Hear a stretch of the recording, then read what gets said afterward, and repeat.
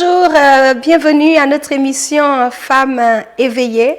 Aujourd'hui, comme vous le savez, c'est toujours une joie pour moi de venir dans vos maisons et de faire ces émissions avec vous, de partager la parole de Dieu avec vous. C'est quelque chose que j'ai vraiment du plaisir à faire.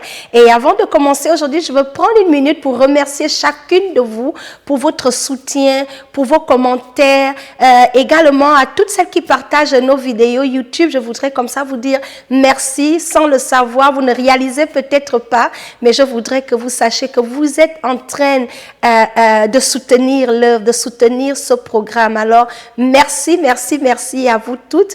Bon, la journée d'aujourd'hui, nous allons parler d'un sujet qui me tient à cœur. C'est quelque chose que le Seigneur me rappelait à moi-même encore cette année. Il me disait cette année, le focus FIFA, on va se concentrer dans la parole de Dieu. J'ai trouvé ça vraiment hallucinant. Je me suis dit, ok, d'accord, peut-être je ne lis pas assez la parole de Dieu. Et donc, le thème de la vidéo d'aujourd'hui, nous allons parler dans cette émission, on parlera de la place de la parole de Dieu dans notre vie. Donc, préparez-vous, nous allons regarder ensemble quelle place donnons-nous à la parole de Dieu, et on va voir des bénéfices, on va voir est-ce qu'il faut vraiment accorder une place primordiale à la parole de Dieu, quels sont les bénéfices, quels sont les inconvénients à ne pas privilégier la parole de Dieu. Nous allons regarder ça ensemble. Donc, sans plus tarder, nous allons prier pour inviter le Saint-Esprit. Nous avons besoin de lui pour avoir l'entendement de la chose de Dieu. Amen. Alors, fermons nos yeux et prions rapidement. Thank you, Jesus. Seigneur, nous te bénissons. Seigneur, nous te rendons des actions de grâce, Seigneur, pour cette opportunité que tu nous donnes, Seigneur, de parler de toi. Combien tu es bon, Seigneur. Toutes les nations du monde devraient entendre parler de toi. Tu es un grand Dieu, tu es un bon Dieu. Et je te glorifie en ce moment. J'invite ton Saint-Esprit de descendre et de me oindre avec une onction de grâce pour pouvoir m'exprimer avec clarté. Saint-Esprit de Dieu, je m'abandonne à toi, je dépends de ta grâce. Inspire-moi, que toute parole qui sortira de ma bouche aujourd'hui soit inspirée de toi, afin que tu puisses apporter la conviction dans les cœurs et la transformation de toutes les personnes qui regardent ces émissions, que tout le monde trouve sa part, que ce message soit pour les bébés chrétiens, ceux qui ne te connaissent même pas, ou les chrétiens les plus assidus, qu'il y ait quelque chose d'encourageant pour tout le monde. Je te bénis et je te cède la place. Glorifie-toi aujourd'hui au milieu de nous. Dans le nom puissant de Jésus-Christ de Nazareth, j'ai ainsi prié. Amen. Amen, amen, amen. Soyez bénis une fois de plus. Bienvenue dans Femmes éveillées. Aujourd'hui, comme je l'ai mentionné, nous allons parler de la place de la parole de Dieu dans notre vie. Quelle place accordons-nous à la parole de Dieu?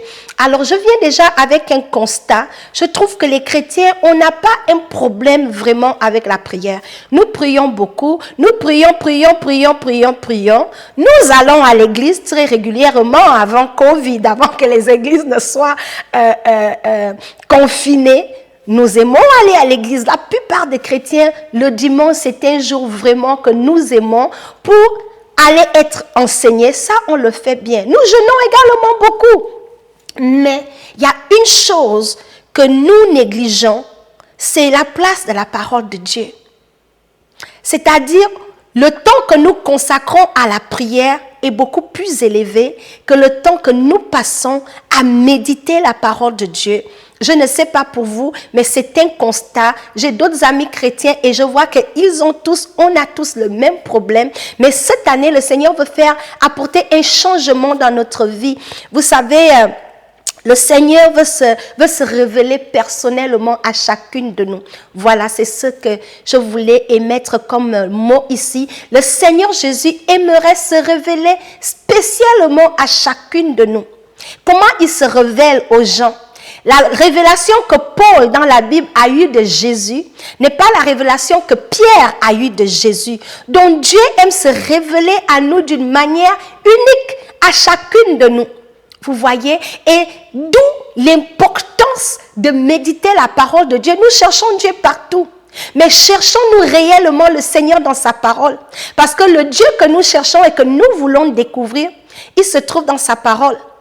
Et sa parole, elle est ici. j'ai amené ma grosse Bible exprès. Elle est là.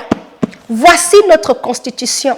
Voici l'endroit idéal pour trouver Dieu, trouver sa puissance, sa nature, son caractère, pour trouver également les projets, les plans de Dieu pour ta vie. C'est ici, c'est dans ta Bible. Le Seigneur veut que tu le découvres ici. Mais, comme la plupart des chrétiens, du moins, nous sommes habitués à un Dieu de deuxième main. On est juste tellement paresseux qu'on attend toujours que les gens viennent nous présenter Dieu. Mais le Seigneur, aujourd'hui, ne veut plus se révéler à nous par deuxième main, par intermédiaire. Il veut également qu'on le découvre nous-mêmes, que tu aies une révélation personnelle de Dieu. Tu dois connaître Dieu pour toi-même. Il y a une grande différence lorsque tu connais le Seigneur pour toi-même. Et c'est ce qu'il veut faire. Alléluia. Donc, avant de continuer, nous allons comme ça regarder qu'est-ce que la Bible nous dit. Amen. Nous allons lire, j'ai pour nous 3 versets. Il y a tellement de versets, je ne pouvais pas tout prendre, mais j'ai choisi ces 3 versets ici. Le premier verset se trouve dans le livre de Osée, Osée chapitre 4, verset 6. Oui, mon peuple périt faute de connaissance. Mon peuple périt faute de connaissance. Ça, c'est le premier verset. Qu'est-ce que ça veut dire? On périt faute de connaissance. C'est quoi la connaissance? La connaissance ici, c'est la connaissance de Dieu. Connaître les plans, les projets de Dieu. Et pour avoir la connaissance absolue, la connaissance infaillible se trouve dans la parole de Dieu. Parce que la parole de Dieu est vraie. Parce que c'est Dieu qui nous a créés. Et si Dieu nous a créés, il nous connaît mieux que nos parents. Il nous connaît mieux que nos époux. Il nous connaît mieux que nos amis. Donc du coup, il est la personne la plus qualifiée à nous donner la connaissance dont nous avons besoin de nos propres vies et de lui. Donc, faute de connaissance, lorsque nous ignorons qui est Dieu, on ne peut pas se connecter à lui. Parce qu'une fois qu'on ne connaît pas Dieu, du coup, on aura aussi la carence à nous connaître nous-mêmes. Des fois, on pense qu'on se connaît jusqu'à ce que tu lis la parole de Dieu et tu te réalises que, waouh, vraiment, j'ai des problèmes ici. Je ne suis pas où Dieu voudrait que je sois. La parole de Dieu est comme un miroir qui te révèle réellement qui tu es et qui Dieu est. Mais lorsque on n'a pas l'habitude de méditer, de regarder la parole de Dieu, nous sommes dans l'ignorance. Nous sommes en péri. Comme le verset dit, mon peuple périt faute de connaissance. Nous périssons lorsque nous sommes ignorantes de la vérité qui se trouve dans la parole de Dieu. On périt dans nos choix, on périt dans nos carrières, on périt, nos mariages périssent, ça ne va pas à la maison parce qu'on ne connaît pas des recettes et des projets de Dieu pour nos maisons. On périt pour se réaliser. On ne sait pas où on s'en va, on est égaré, on est frustré, ça va mal. Juste parce qu'on est ignorant. Or, le Seigneur désire que nous ayons de la connaissance et la connaissance dont nous avons besoin pour vivre. Et vivre la plénitude des choses que le Seigneur Jésus-Christ de Nazareth a payées sur la croix pour nous, pour toi et moi d'accéder aux bénédictions, aux avantages d'être enfant de Dieu. Nous devons connaître qu'est-ce qui est dans ce livre pour toi. Qu'est-ce que la parole de Dieu dit dans ta vie pour que tu ne périsses pas. Alléluia. Ça, c'est le premier verset. Notre deuxième verset se trouve dans le livre de Proverbes. Sortez vos Bibles, prenez les Bibles. Je voudrais nous encourager, comme ça, quand on fait ces émissions, de nous appliquer à prendre nos Bibles et à vérifier ce que je dis ici. Alors, le prochain verset se trouve dans le livre de Proverbes, Proverbes chapitre 2, versets 1 à 5. Je lis la parole de Dieu. Mon fils, si tu reçois mes paroles, si tu gardes avec toi mes préceptes, si tu rends ton oreille attentif à la sagesse, et si tu inclines ton cœur à l'intelligence, oui, si tu appelles la sagesse, si tu élèves ta voix vers l'intelligence, si tu cherches comme l'argent et si tu poursuis comme un trésor, alors tu comprendras la crainte de l'Éternel et tu trouveras la connaissance de Dieu. Alléluia. Le Seigneur dit, si on cherche comme l'argent, la sagesse, l'intelligence, la crainte de Dieu, si on cherche cela, il y a des avantages. Tu es peut-être dans le mariage, tu ne sais pas comment gérer dans le mariage. Tu cherches peut-être à prendre des décisions, tu n'as pas la sagesse pour prendre des bonnes décisions. Toutes les décisions que tu prends, ça n'aboutit nulle part. Les décisions que tu prends, les retours toujours, c'est catastrophique. Les décisions que tu prends, ça ne marche pas en ta faveur. As-tu consulté Dieu? As-tu la sagesse de Dieu dans la prise de décision? La connaissance dont tu as besoin pour vivre, la sagesse dont tu as besoin pour élever tes enfants, pour gérer ton mari, ça se trouve dans la parole de Dieu. Donc Dieu nous dit ici, mon fils, reçois mes paroles. Et si tu gardes avec toi mes préceptes, si tu rends ton oreille attentif, Dieu veut que nous soyons attentifs à sa parole. Qu'est-ce que le Seigneur dit te concernant? Le Seigneur veut en fait qu'en tout et pour tout, nous ayons recours à lui. Et lorsque nous avons recours à l'Éternel, nous faisons moins d'erreurs, on est moins dans des problèmes inutiles. Certains parmi nous ont vécu des situations catastrophiques parce que nous avons commencé à mener nos vies sans Jésus. Donc chacun suivait sa propre voie, on fait ce que bon nous semble, on est égaré. On choisit le mari, on ne consulte pas Dieu, tu ramasses le mari, il est mignon, pas. Tu vis avec lui, tu fais les enfants. C'est dans le mariage que tu réalises que c'est un mondain, que c'est un violent, que tu es même aigri. Pourquoi? Parce qu'on ne connaît pas les préceptes, le conseil de Dieu dans le choix du mari. On se lève un matin, comme il m'aime, je m'en vais. Jusqu'à on se retrouve comme ça même dans des pièges de l'ennemi. Mais Dieu dit ici que si on garde sa parole avec nous et ses préceptes, si on tend l'oreille, on aura de la sagesse, on aura de l'intelligence. Oh my goodness. On doit rechercher ça comme de l'or. Nous cherchons, on investit tellement notre temps à chercher plein de n'importe quoi, des choses qui ne sont même pas profitables. On va lire les livres ici à gauche, à droite, plein de livres qui racontent n'importe quoi même. Or, cette Bible, laissez-moi, je profite vraiment, je veux faire la promotion de la parole de Dieu. Dans cette Bible, j'ai dit, c'est le livre qui regroupe toutes les bibliothèques du monde. Ça y est là. Tu cherches la science, ça y est là. Tu cherches des recettes de mariage, ça y est là. Tu cherches comment parler. Tu cherches comment marcher. Tu veux connaître Jésus. Est-ce que Dieu est puissant? C'est quoi le nom de Dieu? C'est quoi les plans de Dieu? Tout est ici. Tout est ici. Mais nous manquons de consulter ce livre-là. J'appelle la Bible la constitution des enfants de Dieu. Tes droits, ça y est là. Ton autorité en tant qu'enfant de Dieu, ça y est là. Pour connaître même l'ennemi, comment il opère, ma soeur, c'est ici. Deux fois, on se bat à poursuivre les faux ennemis. Tous les jours, ton mari est devenu ton ennemi. En fait, c'est parce que tu es ignorante de savoir c'est qui le vrai ennemi. Tu es dans des faux combats. Tu es dans des combats où tu combats même le faux ennemi. Mais quand tu lis la parole de Dieu, tu vas découvrir c'est qui le vrai ennemi. Tu manques d'amour, ça y est là. Les recettes pour aimer là, ça y est là. Tu manques de joie, les recettes pour avoir la joie, ça y est là. Donc ça, c'est un livre qui regroupe la bibliothèque du monde, se trouve ici. Dans ce livre, vous voyez là. Si tu lis ça là, les autres livres, ça devient petit. Alléluia.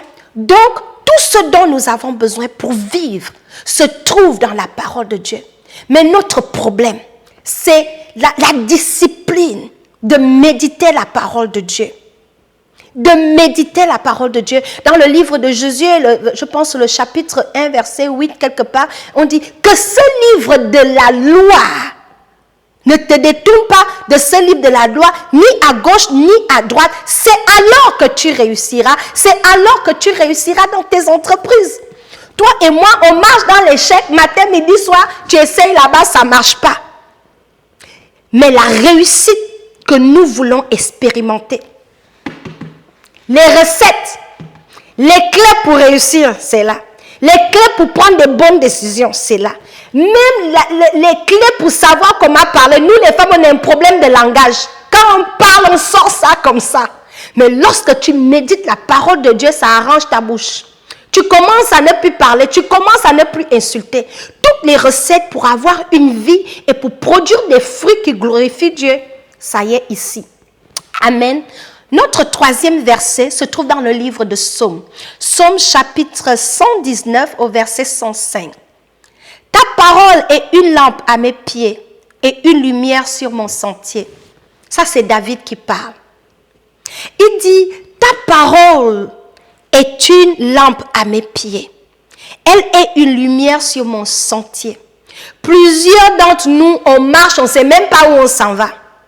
On s'implique dans des affaires, on ne sait même pas l'aboutissement. On ne voit même pas le bout du tunnel, mais on est dedans. Nous sommes dans l'obscurité, on est dans le noir. Dans le noir, notre pensée même est obscurcie dans le noir parce que nos mentalités sont erronées. Mais pour avoir la mentalité d'un enfant de Dieu, il te faut être éclairé. Voilà la lampe. Voilà la lampe qui va te sortir du noir. La lampe qui va t'éclairer pour que tu ne te retrouves pas dans les ténèbres. C'est la parole de Dieu. La lampe qui va t'aider à voir dans les ténèbres que nous sommes, c'est la parole de Dieu. Donc David dit, ta parole est une lampe à mes pieds. C'est quoi le rôle de la lampe? Imaginez-vous, tu es peut-être dans une chambre, tu es dans le noir. Et noir que tu ne peux même pas savoir qu'est-ce qu'il y a autour de toi. Tu vois que tu vas te cogner au mur avant de trouver la porte de sortie. Mais lorsque tu as la parole de Dieu, elle t'éclaire pas à pas. Tu vois clair, tu sais où tu t'en vas. Ton chemin est tracé devant toi. Donc pour savoir où tu t'en vas, pour savoir pourquoi tu existes et quel est le plan de Dieu pour ta vie, pourquoi Dieu t'a créé. Parce que toute personne que Dieu a créée, il nous a créés pour une raison. Tu n'es pas un accident. As-tu trouvé la raison pour laquelle Dieu t'a créé sur la terre? On n'est pas sur la terre pour venir juste faire le nombre. Non, non, non, non, non. Dieu a des projets pour tous les êtres humains qu'il a créés. Et tu es en train de marcher sur les sentiers que Dieu t'a appelé à marcher. Ou bien tu es en train de tâtonner dans le noir. Tu es en train de tâtonner dans l'obscurité. As-tu atteint le potentiel que le Seigneur t'a créé d'atteindre? Ou tu es toujours en train de tourner en rond? Tu n'avances pas. Certains parmi nous, on n'avance pas, c'est parce qu'on est dans le noir. Certains parmi nous, on n'avance pas, c'est parce que nos pensées ne sont pas éclairées.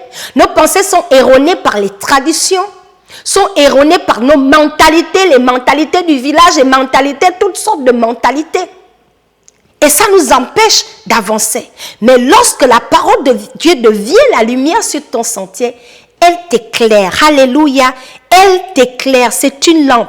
Le sentier, c'est la direction où tu t'en vas.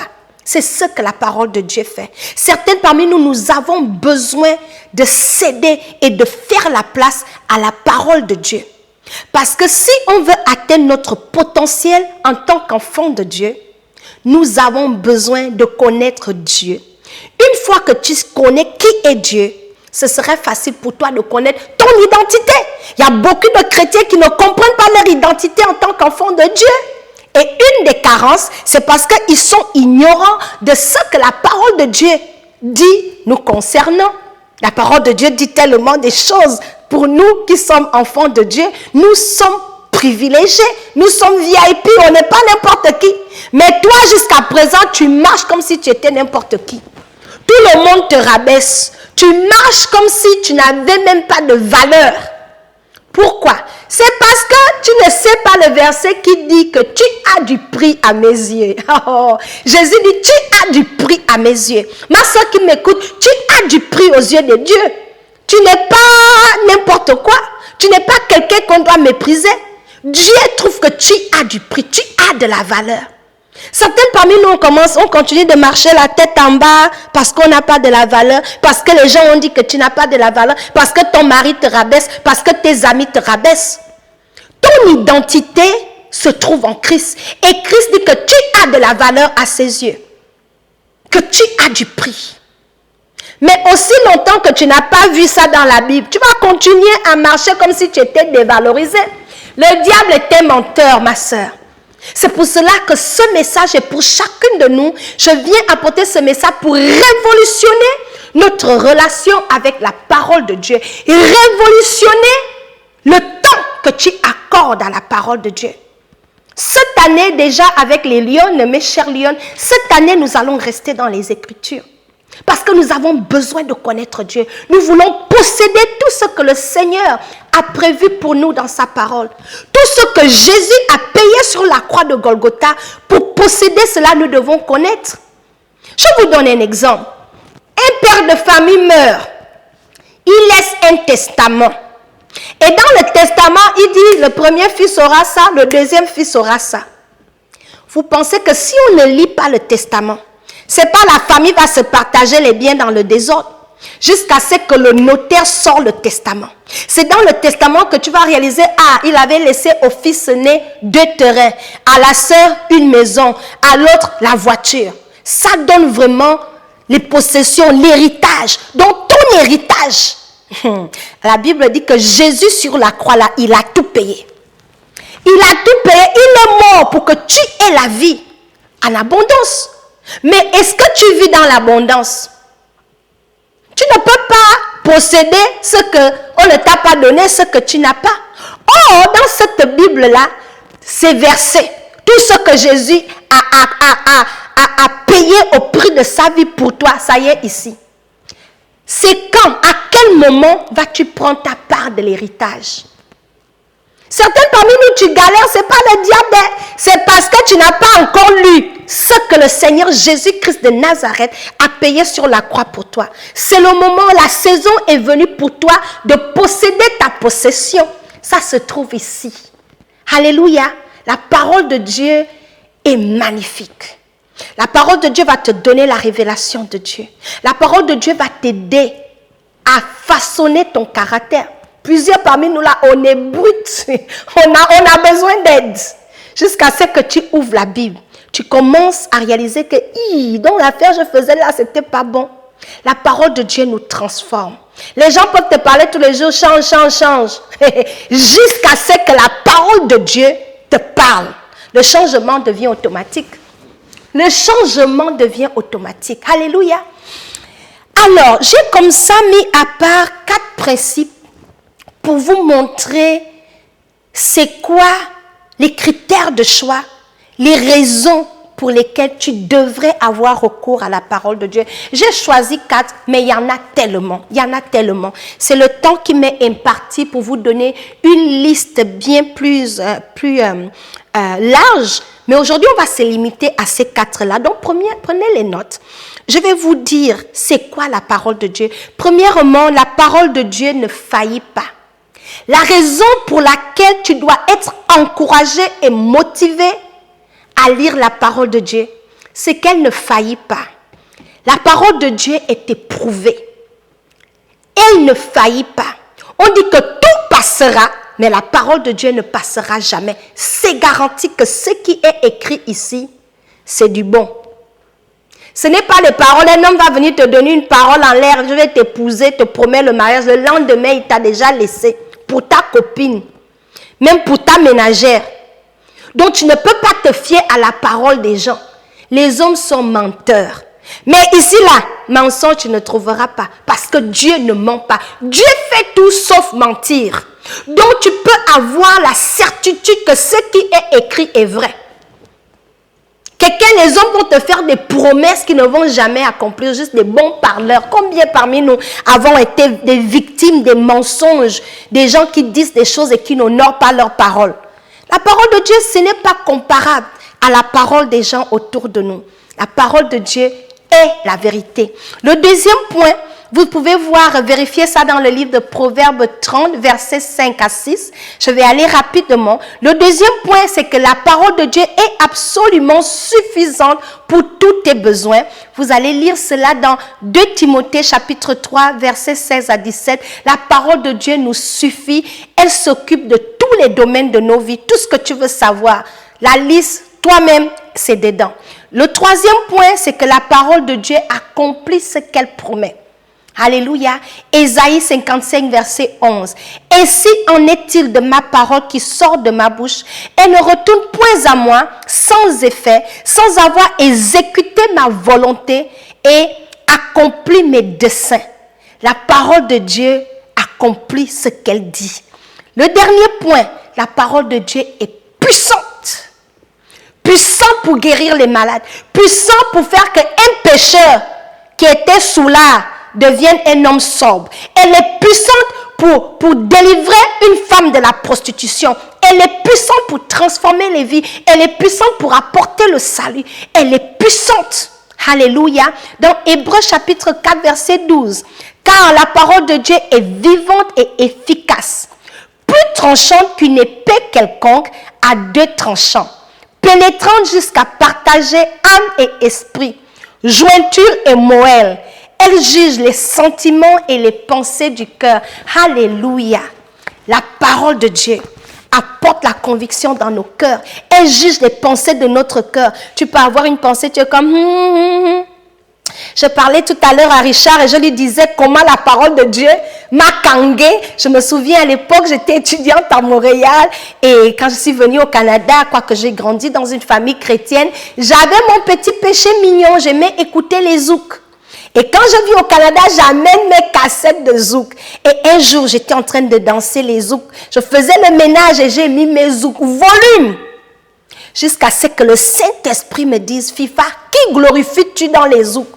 C'est le jour-là j'ai été délivrée. Ma mère avait parlé, une chrétienne n'écoute pas la musique mondaine. Ça rentrait ici, ça sortait là-bas, jusqu'à ce que Dieu lui-même me localise. Et il me dit, maman, ton affaire des zouks là, ça s'arrête aujourd'hui. J'ai laissé le ménage, je me suis retrouvée en genoux par terre dans mon appartement en train de me repentir. Le Saint-Esprit, à cause de la parole de Dieu, m'a donné la conviction, il m'a donné un verset, c'est que tu manges ou que tu boives, fais toutes choses pour la gloire de Dieu. Et Dieu m'a posé la question, qui penses-tu que tu glorifies dans les zouks que tu danses là?